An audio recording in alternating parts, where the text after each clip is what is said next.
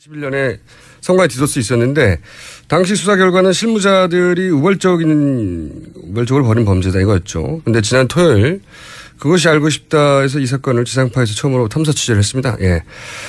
BIP 오촌 살인 사건도 취재했던 배정훈 PD 전화 연결됐습니다. 안녕하세요.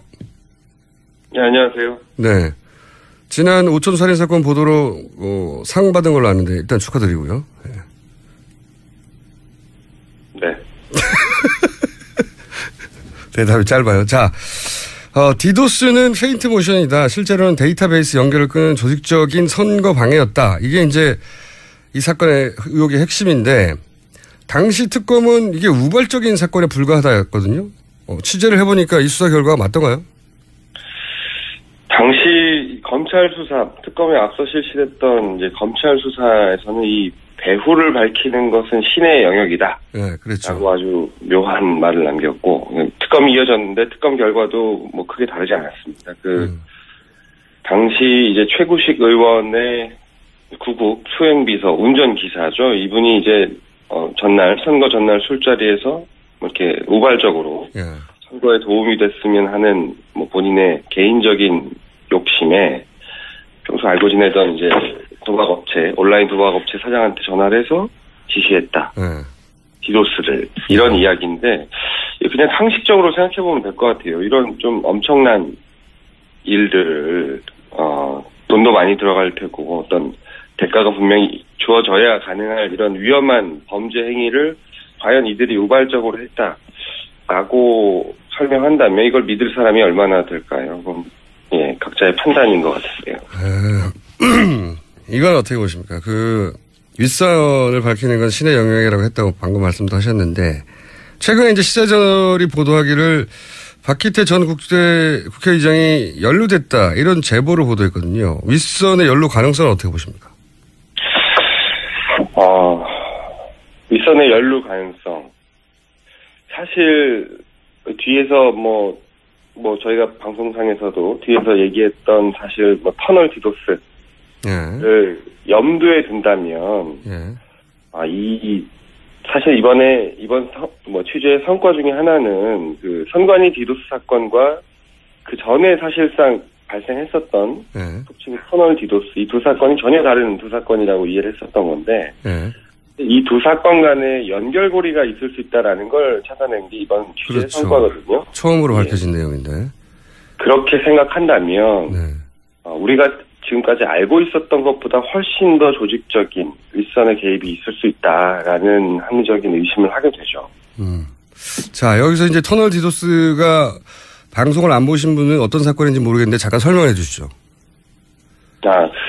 터널 디도스 사건은 사실 2011년 4월 달에 몇 개 되지 않는 지역에서 실시된 재보궐선거 때 발생한 일인데요. 이게 선관위 디도스 6개월 전에 있었던 일이에요, 이게, 그죠? 그렇죠. 예. 먼저 있었죠. 네. 터널 디도스라는 이름으로 명명된 거는 사실 한참 후의 일이고요. 이 방식이, 이 김해을 지역의 특성이, 김해 장유 신도시에서 창원 지역으로 출퇴근하는 이제 젊은 유권자분들이 많아요. 노동자분들이신데, 항상 이분들의 문제가 창원 터널을 지나서 출퇴근을 해야 되는데 그 시간대가 항상 정체가 된다는 거죠, 교통이. 그 정체되는 것을 이제 지역 사람들은 다 알고 있었을 텐데 선거 당일날 안 그래도 막히는 터널에 이제 경찰에서 갑자기 계획이 없던 공사를 실시하려고 하고 그러다가 이제 감시단한테 발견돼서 이제 물러나는 그런 해프닝들이 생겨요. 그리고 사실 추가적으로 확인이 되지는 않았습니다만 그 지역 사람들 사이에서 이제 공유되는 이야기 중에 하나는 그날 교통사고가 발생했다. 그리고 그날 트럭에 전복사고가 발생했다. 이런 이야기까지 돌아요. 결국에 이것들이 겨냥하고 있는 이야기 한 가지는 젊은 유권자들의 출퇴근 시간에 교통 정체를 심각하게 유발해서 투표를 방해하려고 하는 그런 어떤 지시가 있었다 사전에라는 의심이었거든요. 근데 이것이 1년 반 뒤에 당시 한나라당 중앙당 청년위원장이었던 손모 씨가 어떤 구속되기 직전에 자필로 쓴 진술서를 공개하면서 예.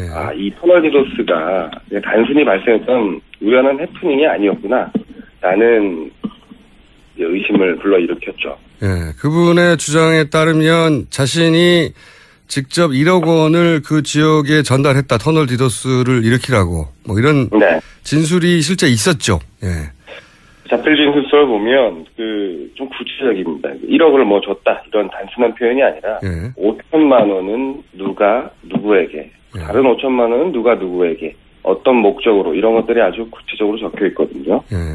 저희가 취재를 하면서 이 손 씨를 만났는데 작성을 하신 분이죠. 예. 근데 이분의 이야기는 본인은 그냥 여의도에서 찌라시라고 불리는 그런 얘기들을 모아서 적은 것뿐이다라고 변명을 하셨는데 사실 이걸 작성한 다음날 손 씨는 그 당시 구속이 됐었어요. 근데 그 구속이 되기 직전에 남겼던 주변 지인들에게 남겼던 얘기를 들어보면 이것이 본인을 지켜줄 거다라고 생각하고 일종의 보험으로 이걸 작성했다라고 기억하는 분들이 있습니다. 알겠습니다. 이제 이 터널 디도스, 온라인 디도스가 온라인 오프라인 차이만 있을 뿐이지. 그러니까 터널 디도스와 선거 디도스가 결국 선거를 방해하려는 본질을 갖고 그리고 연결돼 있더라 하는 이제 정황을 발견하신 거죠. 예. 네. 자. 예. 그러면은. 네. 그게 이제 이번 취재의 가장 큰 성과라고 보는데 어쨌든 이건 수사로는 더 이상, 취재로는 더 이상 밝힐 수 없고 그다음부터 수사의 영역이 되는 거죠. 그렇죠. 당시에 우리가 이제 실행한 사람은, 검거를 했다라고 볼 수 있지만 그 실행을 지시한, 신의 영역이라고 말했던 검찰이 그 사람들, 이 누구인지에 대한 수사는 저희가 확보한 자료와 증언과 이런 걸 토대로 의혹 제기는 가능하지만 실제 정확한 확인은 불가능하잖아요. 그리고 이 일이 발생한 지 벌써 5년이 됐지만 이분들이 대체로 실행한 분들이 출소를 했어요. 여기 연루됐던 분들이. 예를 들어서 박희태 의장 비서관 한 명과 디도스를 실행한 온라인 도박업체 대표 이분들은 출소했잖아요. 이분들은 어떻게 지내십니까 이제? 그러니까 구속되기 직전의 상황도 경제적으로 여유가 있지 않았어요. 왜냐하면 변호인도 고용할 수 없는 그런 경제적인 상태였는데 온라인 도박업체였기 때문에 불법이죠. 예. 네네. 그래서 이분 온라인 도박업체 사장 같은 경우에는 출소하고 나서 그 당시와 유사한 업체로 보이는 새로운 업체 하나 이제 런칭을 했더라고요. 근데 그 업체에 가보니 거기가 그 테헤란로에 있는 아주 고급 빌딩입니다. 그 빌딩의 한 층을 다 사용할 만큼 세가 얼마인지 물어봤더니 세가 한 1,000만 원이 넘더라고요. 직원도 한 10명 정도 되는데 건물 관리인들이 뭐 하는 회사인지를 잘 몰라요. 역시나 저희가 찾아갔을 때는 이미 이사 가고 인테리어를 새로 하고 있는 후임자가 그런 상황이었는데 사실 따져보면 그렇게 변호사도 수임할 수 없는 그런 수임료도 없는 그런 경제적인 상태였던 분이 교도소에 들어갔다가 3년 6개월 이상 복역을 하고 나와서 어떻게 이런 사업체를 또 바로 차릴 수 있었을까? 형편이 더 좋아졌더라. 예. 비서관 경우는 어떻습니까?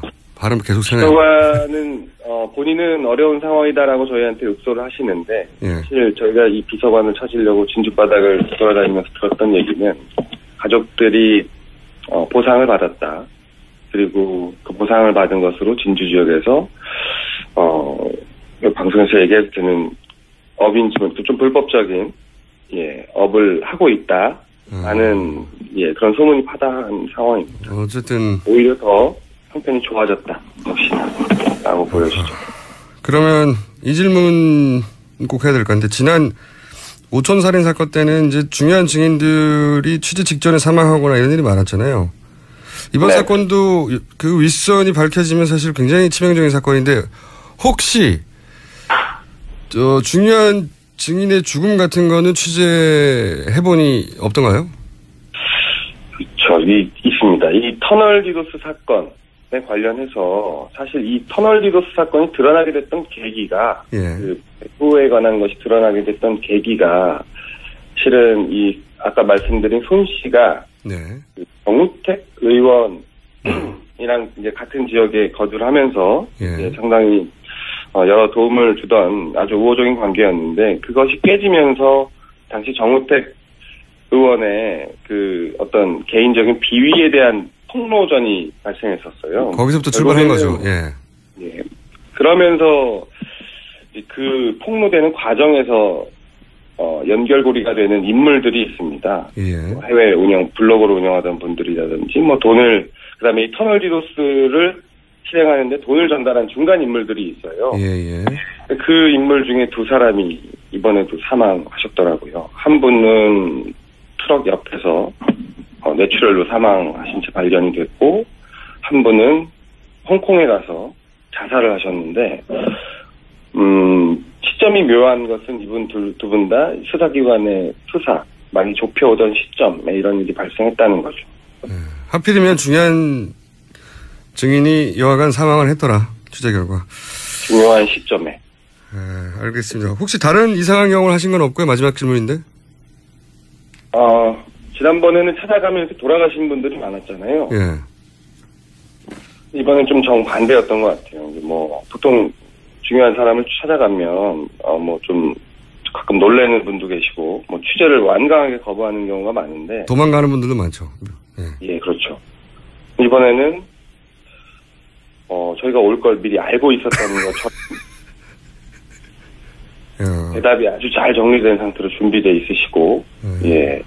그리고 반가워하시는 분도 계시고, 그런 상황이 있어서, 네. 방문 일시를 알고 있는 느낌이던가요? 어떻게 알았을까, 이런 생각을 해본 적은 있습니다. 근데 설마 몰랐겠지. 그냥 내공이 많으신 분들이겠지. 이렇게 그냥 생각했는데요. 좀 당황스럽긴 했어요. 너무. 거꾸로 취재하는 쪽에서 어떻게 이렇게 잘 준비가 돼 있나? 네네. 알겠습니다. 오늘 여기까지 하고 제가 물어볼 게 더 있는데 시간이 없어요. 한 번 더 모셔야 할지도 모르겠습니다. 여기까지 하겠습니다. 네. 지금까지 SBS의 배정원 PD였습니다.